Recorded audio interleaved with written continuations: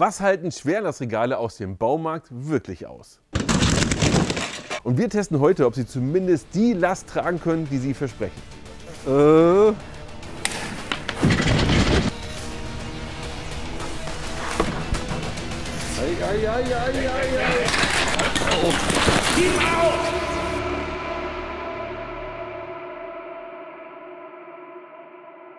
Wir alle haben schon mal ein Regal im Baumarkt gekauft, ein Schwerlastregal, um genau zu sein. Aber wir haben uns immer die Frage gestellt, wie viel halten sie denn wirklich aus? Denn angeblich ist es so, dass viele von denen 1 Tonne oder sogar 1,5 Tonnen tragen können. Wir waren im Baumarkt, haben 11 verschiedene Regale gekauft und werden jedes einzelne ausprobieren, bei jedem einzelnen schauen. Schafft er das oder schafft er es nicht? Und am Ende zeigen wir euch noch eine richtig gute Alternative dazu, die günstiger ist und mehr aushält.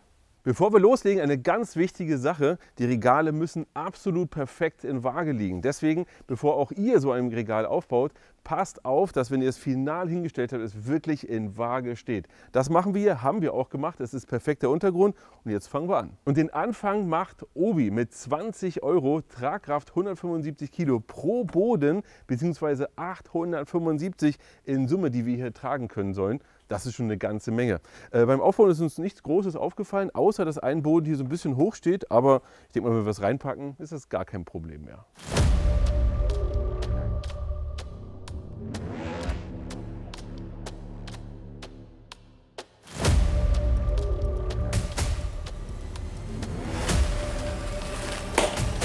Ja.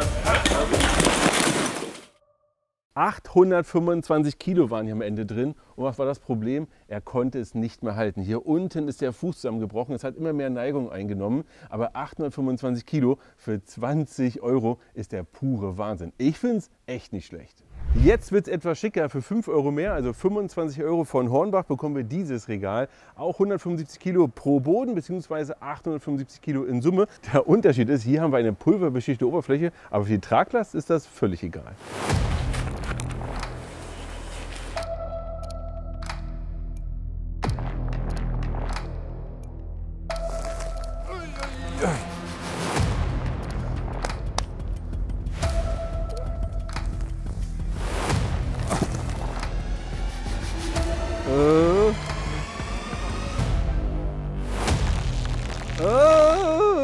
Ich weiß es nicht.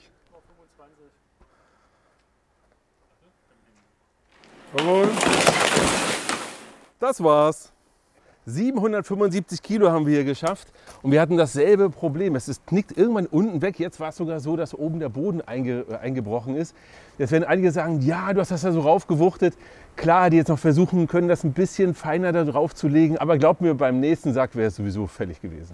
Globus, 28 €, selbes System. Wieder 175 Kilo pro Boden oder 875 in Summe. Aber diesmal ist eine Sache komplett anders, denn wir haben hier einen wichtigen Aufkleber. Denn dieses Regal ist TÜV geprüft. Wir haben hier also wirklich ein TÜV-Siegel an der Seite und auch ein GS-Siegel, geprüfte Sicherheit. Ich möchte noch mal eine Sache sagen. Wir haben eben noch mal ganz wichtig nachgemessen, ist der Boden wirklich im Wasser? Und das ist er. Das heißt, wenn es immer nach vorne fällt, dann ist es das Regal, nicht der Boden. Ich bin super gespannt, ob das jetzt endlich mal standhält.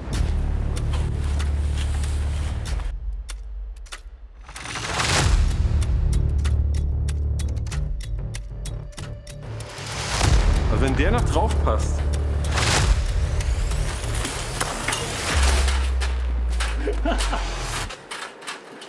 Oh, das war die Macht. Ich habe ihn gerettet, so sehr gefallen. Ich sehe das.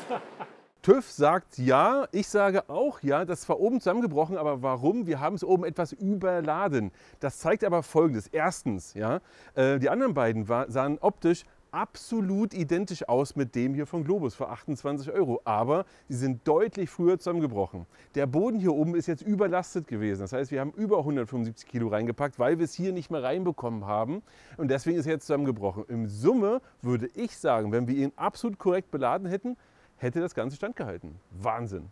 Dieses Regal würde ich jetzt nicht unbedingt Schwerlastregal nennen. Im Hellweg kann man das kaufen. Das Ganze kann 70 Kilo pro Boden bzw. 280 Kilo in Summe. Also es ist auf jeden Fall erstmal ein Regal, aber der Vorteil ist, du kannst es super schnell aufbauen. In 3 Minuten steht es schon, aber hält das wirklich 280 Kilo?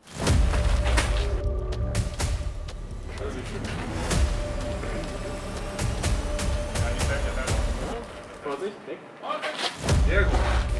Dichter traue ich mir nicht, denn das hier ist schon... Okay, es hält doch. Also, wir haben hier 300 Kilo drin, also nochmal 20 Kilo mehr, als er eigentlich vertragen würde, und es hält. Ich persönlich muss sagen, cooles Regal, ist mir nur im Verhältnis zu den anderen ein bisschen teuer. 65 Kilo pro Boden, 325 in Summe. Ich muss sagen, für so ein Regal echt nicht viel. Das ist Bauhaus für 49 €. Sehr besonders an dem Ganzen ist Folgendes, dass die Seiten und der Boden hier ein Teil ist. Dadurch ging es sehr schnell für den Aufbau, aber war hier unten auch ein bisschen scharfkantig. Aber ich denke mal, 325 Kilo wird er wohl halten, oder? Da muss man noch deutlich. Ich komme gleich.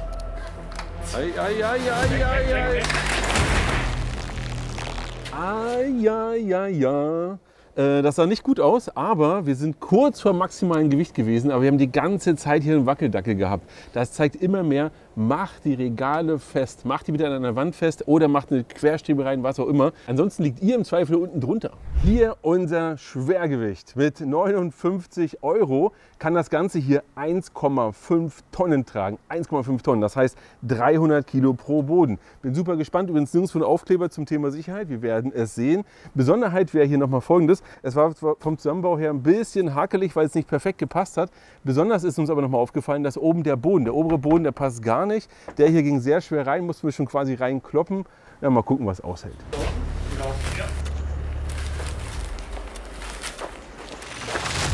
Eieieiei. Der wird genau, warte ganz kurz. Der wird genau an der Stelle wird er brechen. Ich sag's euch, da.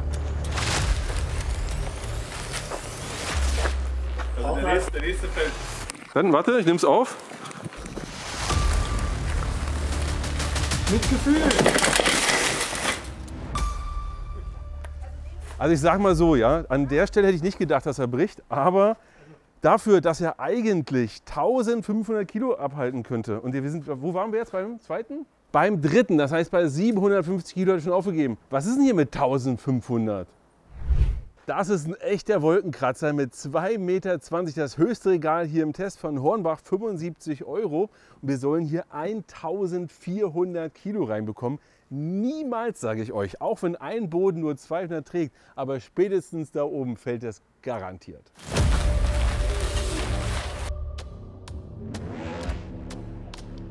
Ich hoffe, ihr seht das, wir haben hier sehr starke Schieflage und hier haben wir einen Knick drin. Das ist immer wieder dasselbe Problem. Dadurch, dass es nicht durchgehend ist, sondern hier ja oben geteilt ist, ich glaube hier unten sogar nochmal, ist da einfach eine sehr hohe Instabilität. Und gerade hier ist der neuralgische Punkt, wo es vielleicht sogar gleich wegknicken wird. Also seid gespannt. Hast du den von der Seite mit Vibration? Ohne dass du den zur Not im Anruf einklimmst? Nee.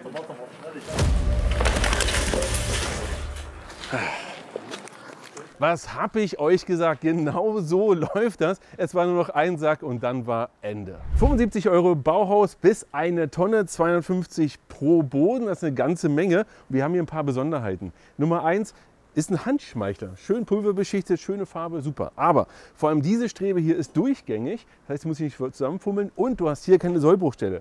Gute Sache. Aber wir haben ein relativ breites Regal. 250 Kilo auf diese kleine Fläche hier wird ein Problem sein. Denn die Strebe hier selbst ist relativ instabil. Wenn wir hier nicht die Querstreben hätten, würde das überhaupt nicht halten. Und wir haben ja auch die Querstreben, die relativ fummelig reinzubauen waren. Das nur mal als Hinweis. Aber ich sage dir, genau an der Stelle wird es zusammenbrechen. Aber ich hatte einen. Gib mal ein bisschen so. Bisschen mit. Und den habe ich mal da. Was ich gesagt habe. Genau, das habe ich doch gesagt. Genau hier in der Mitte ist die Schwachstelle. Und du siehst es auch genau hier. Es hat sich alles verwunden. Hier ist es ganz genauso. Ich muss sagen, theoretisch aber die bessere Variante. Es fällt zumindest nicht auf dich rauf. Aber es hat seine Tragkraft wie fast alle nicht erreicht. Globus, 79 €, 300 Kilo pro Boden, 1200 in Summe und wir haben hier echt mal was ganz anderes. Nummer 1, erstmal, wir haben uns hier wehgetan, das ist so scharfkantig, dass sich der Martin geschnitten hat, nicht schön. Zweitens, wir haben hier ein genietetes Regal, dadurch ging es eigentlich relativ gut zusammen und hat hier eine relativ hohe Stabilität. Mal gucken, ob die Nieten halten und was wir auch noch haben, wir haben hier einen ganz anderen Boden, sonst war es immer Holz, dieses Mal oder sowas ähnliches. Dieses Mal ist es nur so ein Gitter, was du hier reinlegst. Weiß ich nicht, wenn du was Kleines hast, fällt es auf jeden Fall durch, aber hält das was? Ja, da sind die da. Ich will die Scheiße auch nicht kaputt machen. Vorsicht, Vorsicht. Niete sagt Feierabend und genau das ist das Problem bei so einer Niete. An einem bestimmten Punkt reißt sie einfach raus und kann es nicht mehr halten. Theoretisch wäre es jetzt weiter zusammengefallen, aber es ist so, dass einfach jetzt die einzelnen Regale sich stützen. Aber hier seht ihr, da ist definitiv Ende. Obi, 80 €, 250 pro Boden, 1000 insgesamt. Und auch hier sehe ich gleich zwei Probleme. Nummer 1, auch wieder genietet und die Nieten hören relativ schnell auf. Nummer 2, wir haben hier auch das Ganze wieder relativ lang. Das heißt also wahrscheinlich wird sich hier wieder auch auflösen. Das heißt, schaut mal hier. Ach du meine Güte. Oh, ich glaube, das hält gar nicht.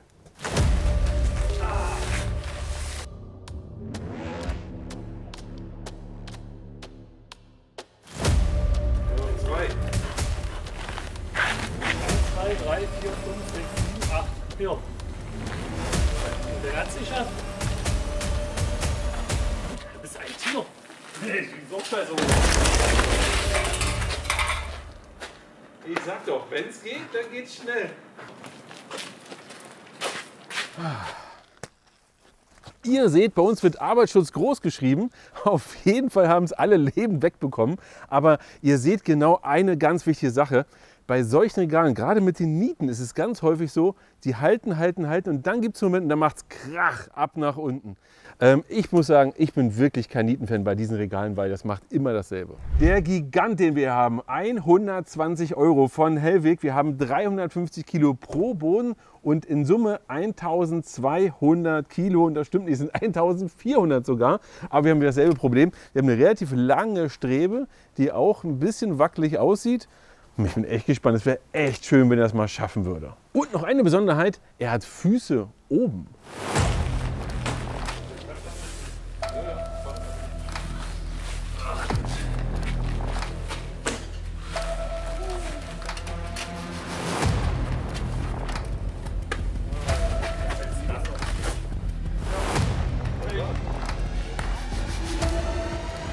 Eins 1,4 Tonnen hat dieses Regal ausgehalten. 1,4 Tonnen. Das ist der pure Wahnsinn. Ich bin übrigens auf eure Meinung gespannt. Schreibt es mal unten in die Kommentare.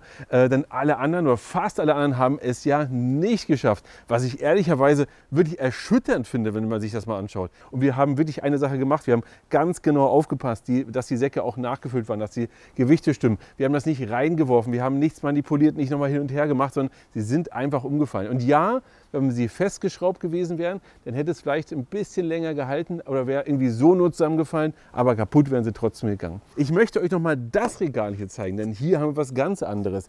Dieses Regal hat knapp 70 € gekostet. Also für 70 € und dieses Regal trägt eine Tonne. Und um genau zu sein, trägt ein Boden hier fast 600 Kilo, haben wir ausprobiert, und das Regal an sich haben wir mit einer Tonne belastet und es funktioniert ohne Probleme. Jetzt kannst du einfach selber bauen. Das Video dazu findest du hier oben verlinkt, habe ich bei Helden der Werkstatt gebaut. Finde ich richtig, nein, stimmt gar nicht, habe ich gar nicht gebaut, hat Sandra gebaut. Und jetzt ganz zum Schluss, wer bis zum Schluss geblieben ist, hat nochmal einen Bonus, denn wir werden testen, schafft dieses Regal vielleicht einen Sack mehr?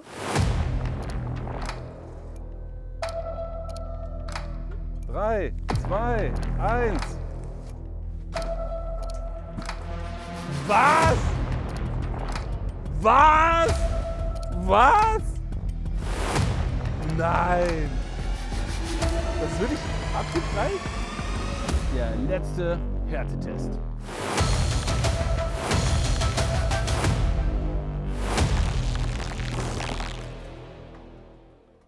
Jetzt gib endlich auf! Gib auf! Gib endlich auf! Das kann aber nicht sein! Gib auf! Ah! Nach diesem Test kann man mit Fug und Recht behaupten, das Regal hält richtig was aus und aus unserer Sicht ist das das Beste.